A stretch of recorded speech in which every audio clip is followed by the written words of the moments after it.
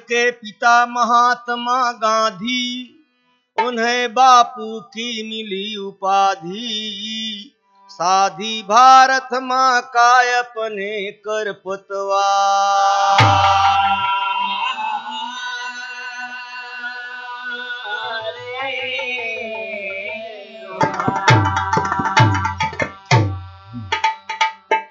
भाई मेरे, एक लाइन शायर बा। सत्य और अहिंसा के बापू पुजारी, फुलवारी सींचा लगा तन मन धन को। खुद बागवा बंजो रखवाली करते, एक पल में पापी उजारा चमन को। बधा जिनके सर पर था भारत का सेहरा, अपराधियों ने सर लूटा कफन को।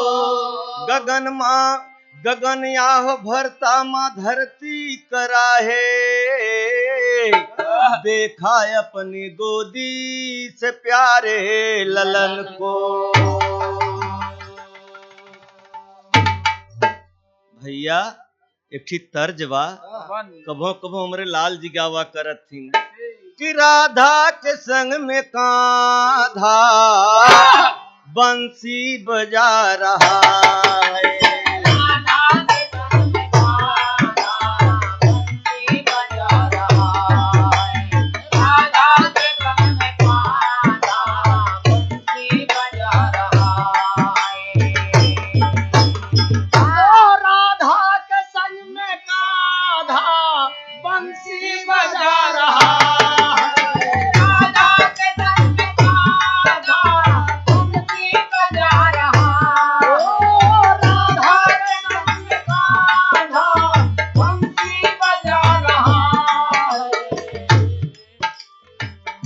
भैया कहना तो है बा कि राधा के संग में कान्हा बंसी बजा रहा है, लेकिन बंसी बजा बजा के सखिया नचा रहा है। बंसी बजा के सखिया नचा रहा है। बंसी बजा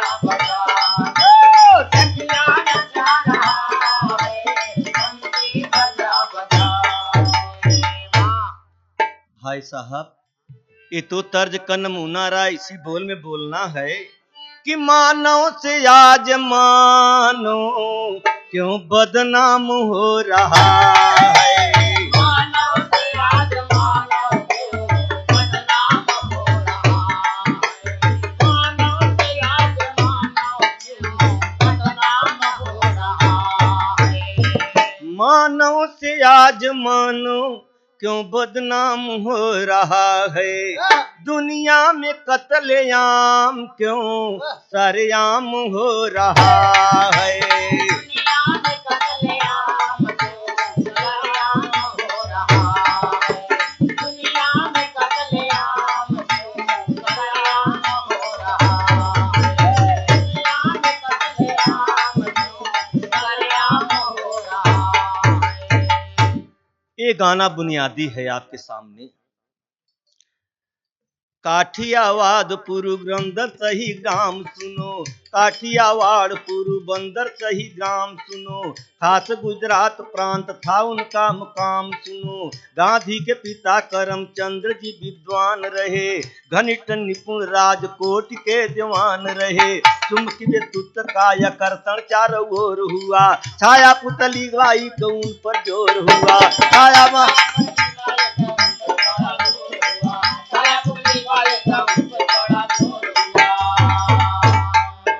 छाया पुतली बाई को उन पर जोर हुआ। तो जाहिर है जग में नाम, जाहिर है जग में नाम क्यों गुमनाम हो रहा है।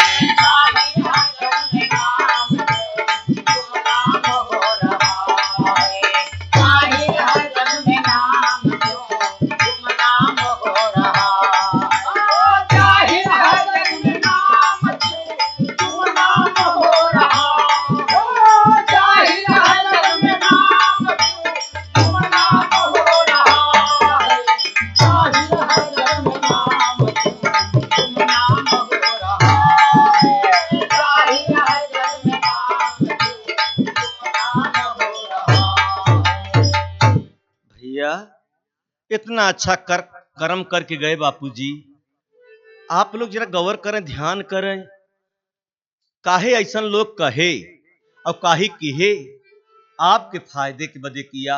इसी पर कवि ने टेर लिखा,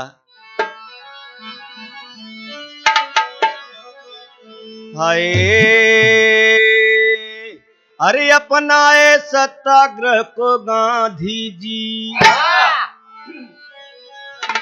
अरे मोरे राम हो राम, अपनाए सत्याग्रह को गांधी जी, समता मूलक शोषण सहित समाज बनाए, अपनाए सत्याग्रह को गांधी जी, समता मूलक शोषण रहित समाज बनाए, अपनाए सत्याग्रह को, समता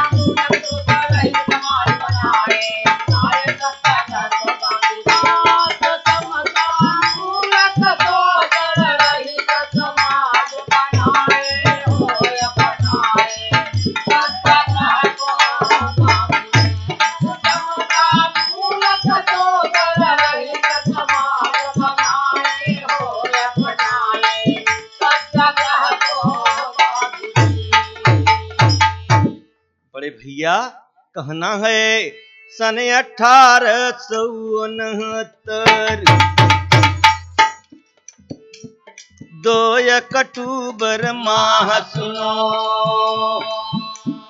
जन्मे पूज्य महात्मा गांधी, पूरन भये मां चाहत सुनो, माता पिता गुरुजन मिलके दीननी का सलाह सुनो, अरे 13 साल की रही अवस्था की में आप विवाह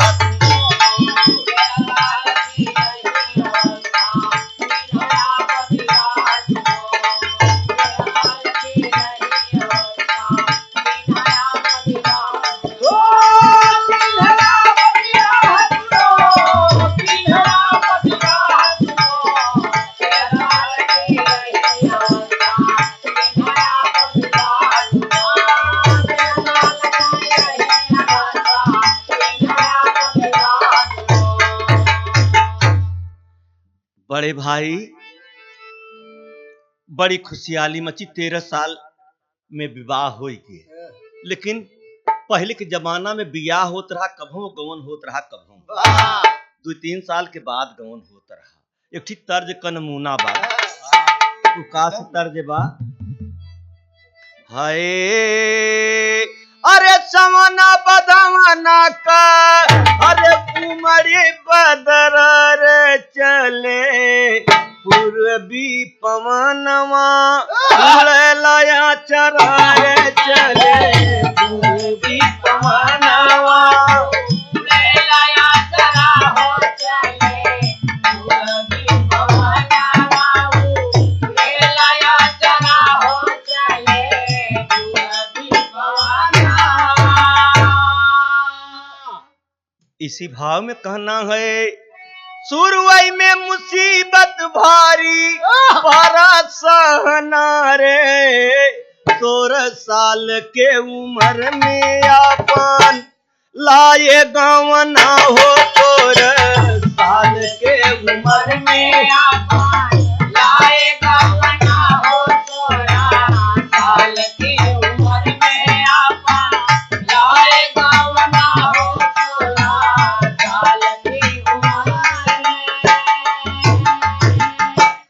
भैया अवली कस्तूरबा बाई बन के बहुअरिया, अवली कस्तूरबा बाई बन के बहुअरिया, अवली कस्तूरबा बाई बन के बहुअरिया, शशि के समान चमक देवी के उमरिया,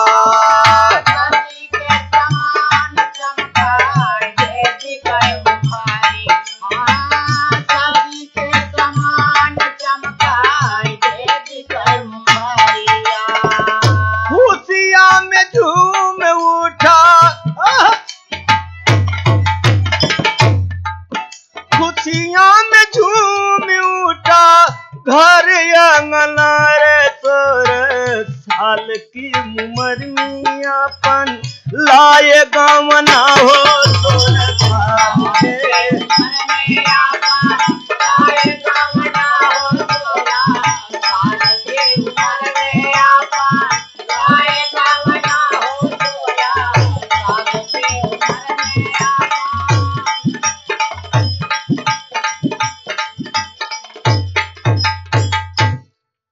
इस देश के लिए, अपने देश के लिए, अपने भारत के लिए देश गुलाम बा। बाबूजी की जरा त्याग पर ध्यान दें। हथवा में लाठी लिहले कांधे पर चदरवा,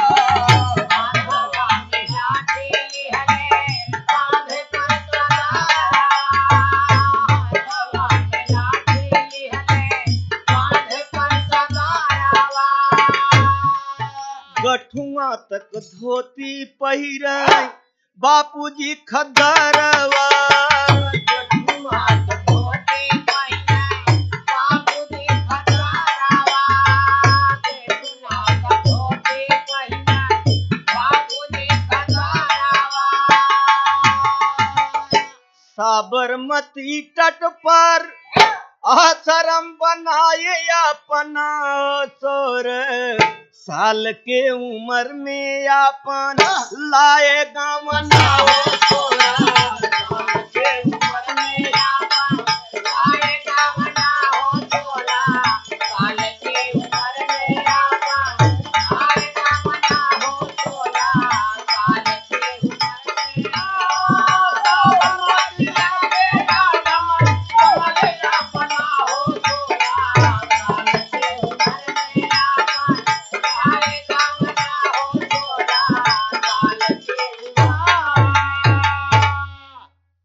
आप अंदाज लगाइए सुनने वाले मित्र, कितना समय में क्या कहे और आज आप लोग क्या कर रहे हैं, जरा गौर करिए, पुराने से आज मिलान करिए आप।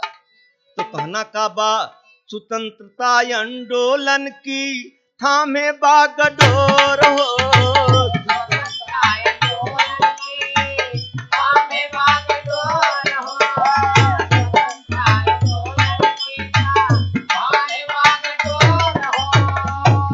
जहर धर पग कोटी बढ़ायु सवोर हो, जहर धर पग कोटी बढ़ायु सवोर हो, जहर धर पग कोटी बढ़ायु सवोर हो। अरे माता पिता का पूरा, माता पिता का पूरा कैले सपना हो, 16 साल के उम्र में अपन लाए गवना हो तोरा साल के उम्र में अपन लाए गवना हो तोरा साल के उम्र में अपन लाए गवना हो तोरा साल के उम्र में माता पिता का पूरा कैले सपना हो तोरा साल के उम्र में अपन लाए गवना हो तोरा साल के उम्र में। बाबू साहब ये महापुरुष रहे, संसार में इनकर आज चर्चा बा, और जी चर्चा आत्मा से लेता तू सही काम भी कर सकत है। जी बनावटी महात्मा जी का नाम लेता और झूठ मूठ के उहिम पैदा करता महात्मा जी के नाम पर, वो न सुखी बा न सुखी कभो रहे की कामना करे अपन। इसलिए दातार देख रहा है, ये गरीब निवास सबको देख रहा है, बापू जी कहीं गए नहीं हैं, आपके सामने हैं, देख रहे हैं। तभी तो बाबा तुलसीदास लिखे कि ईश्वर अंश जीव अविनाशी। तो कहना है एक तर्ज में, हाय रचिए एक पत्ती बढ़ाए दे लल्लू तो, हाय अरे 1888 समैया हमारे बापूजी और गए इंग्लैंड करने लगे पढ़ैया मेरे बापूजी।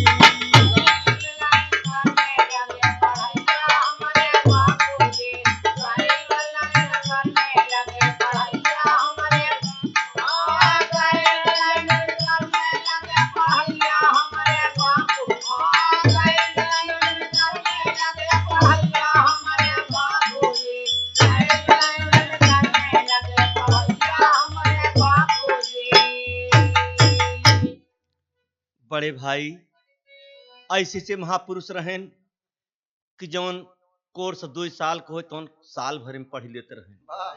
और आज के पढ़ाई वाले जैसन काम करते हैं आप लोग खुद ही जाना। कुछ लोग पढ़ पावत है नहीं, कुछ लोग तो सिवाय 420 में पढ़ा है। और जबकि सरकार आज कितनी मदद करता कि 80 बजे 85 बूढ़ बुढ़ापा पढ़ावे बदे खर्चा देते, इतने पर लोग ध्यान नहीं देते हैं। मेरे दोस्तों तो कहना है हाय और 3 साल में वो कालत की पूरी कैले शिक्षा हो और करने लगे वो कालत बापू रहली उनकर इच्छा हो। पढ़ लेकिन वो कालत करे लगे, लेकिन उनके दिल में एक भावना उठी कि उकील भय पर झूठ बहुत बोले की पर। इसी बात पर कुछ दिन बाद में सोचा आई बुरैया मेरे बापू जी गए इंग्लैंड करने लगे पढ़ैया मेरे बापू जी।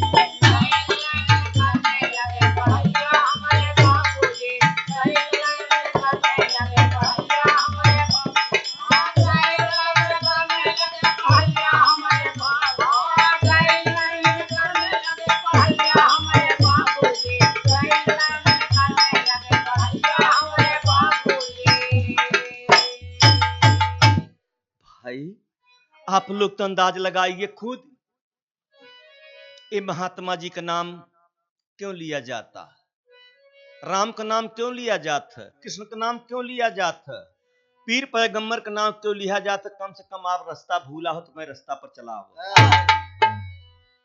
मेरे दोस्तों दुख के साथ दास कह रहा है बिरहा में दर्द मिलता कि उस समय के आदमी हम सभी यही कि जब बापू जी हरे जिंदा रहे उस समय में पेट भर महुआ नहीं मिलता रहा, गुलामी देश रहा, सुई तागा नहीं रहा, औरतन जब कपड़ा फाट जाए तो एक कपड़ा रहा गांठ दे के पहिरत रही। मेरे दोस्तों बिरहबा बैसाई का रहा मुकदमा और दक्षिण फिर का गईले हो और पगड़ी उतार बापू जी की भारी बेइज्जत कईले हो। अरे देखी भारतीय अपमानित वैठैया मेरे बापू जी और गए इंग्लैंड करने लगे पढ़ैया मेरे बापू जी।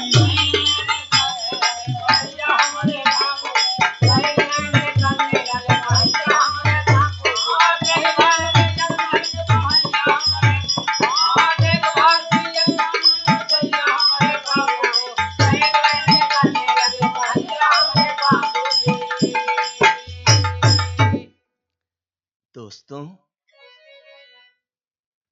इतने नहीं,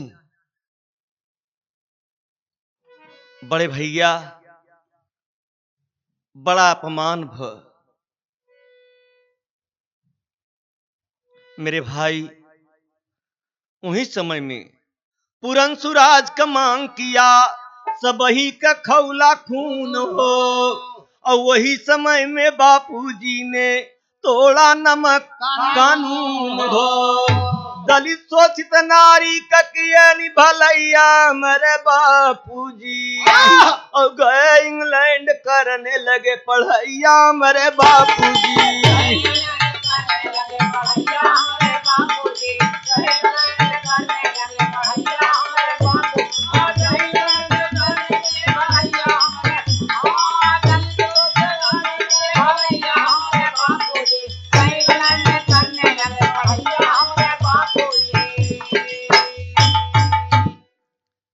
बाबू साहब बापूजी इतना काम करके गए, हम कितना भी कहें फिर भी कम है। मेरे दोस्तों 2 लाइन आल्हा बा,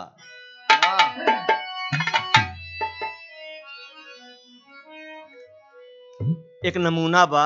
कैसे हाय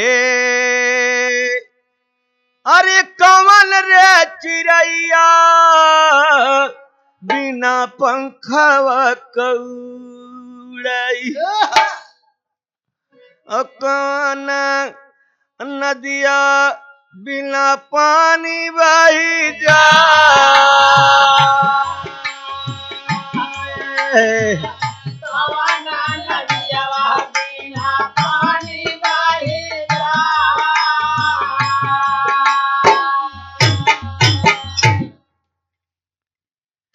बड़ा जबरदस्त प्रश्न उठा कि कौन चिड़ई बिना पंखा के उड़त और कौन नदी बिना पानी के भर जात। जवाब मिला कि प्राण चिड़ैया बिना पंखवा के उड़ै रे भैया, और नैना नदिया बिना पानी बही जाई। नैना नदिया बिना पानी बही जाई।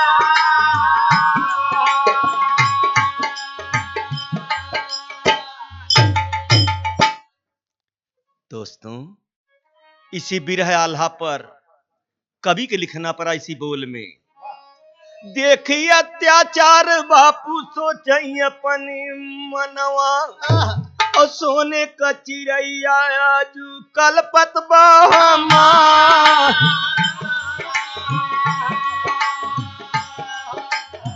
सोने का चिड़ैया आज कलपत बहमा। और सोने का चिड़ैया आजू कलपत बहमा।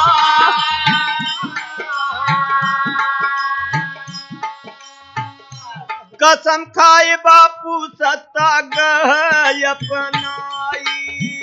कसम खाए बापू सत्याग्रह अपनाए। कसम खाए बापू सत्याग्रह अपनाए। सत्याग्रह छीड़ी दी है देशवा मझार।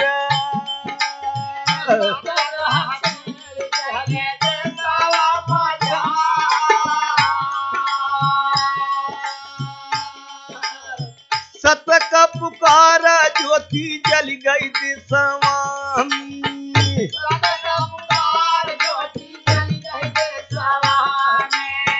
सत का पुकार ज्योति जल गई दिशवा में।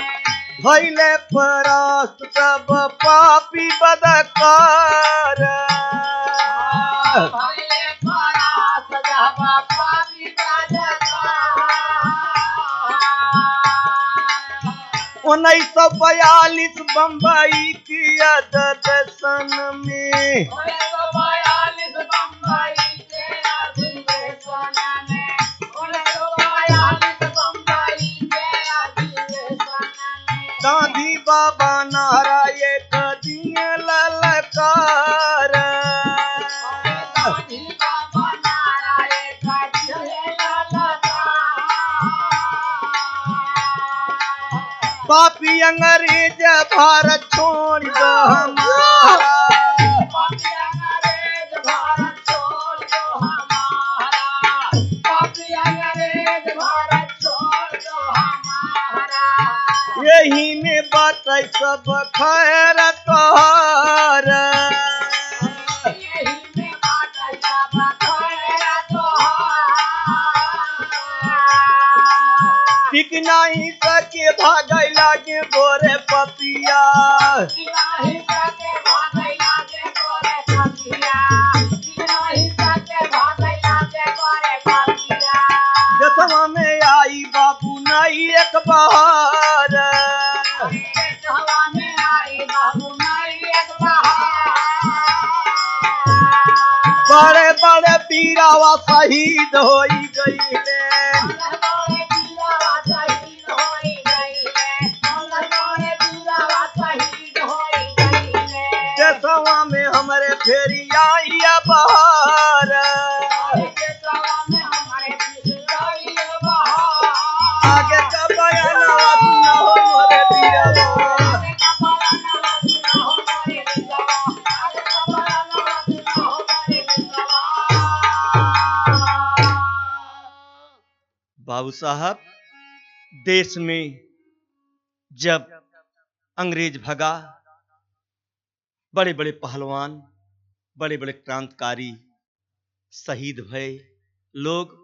आज आप उनके नाम पर जियत खात है, लेकिन खात नहीं बनता, पहिरत नहीं बनता, लूटत है, फूकत है, अपने ही यहाँ माल बाहर भेजत है। मेरे दोस्तों, दो रोटी खाना है, 2 रोज की जिंदगी है। ऐसा कुछ कर लीजिए प्यारे कि संसार में नाम करके जाइए। पता नहीं 84 लाख में फिर कीड़ा मकोड़ा होगा तो का सच में कैसे मालिक की कितना बड़ा रहमत किया, कितना बड़ा बख्शिश किया दातार ने, जो तो के इंसान बने के पठे और सारा संसार खाने के लिए बनाया। तो कहने है गाने के भाव में, हाय अरे हिंदू मुस्लिम एकता अनशन 21 दिन करे और जग में भइले जाहिर नाम सत्ता टारे न करे।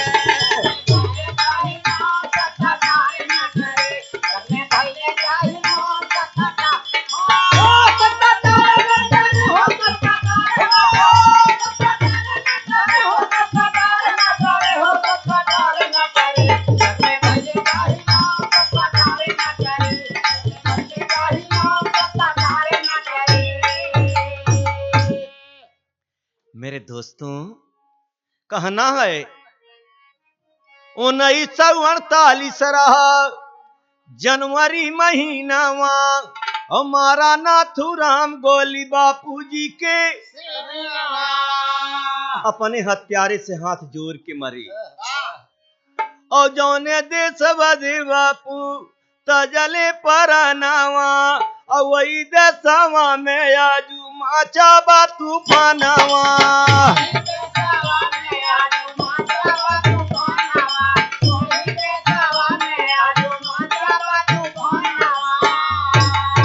अरे प्रेम व्यवहार गांव वाले शहर वाले सब बिसरे जग में भइले जाहिर नाम सत्ता टारे न करे।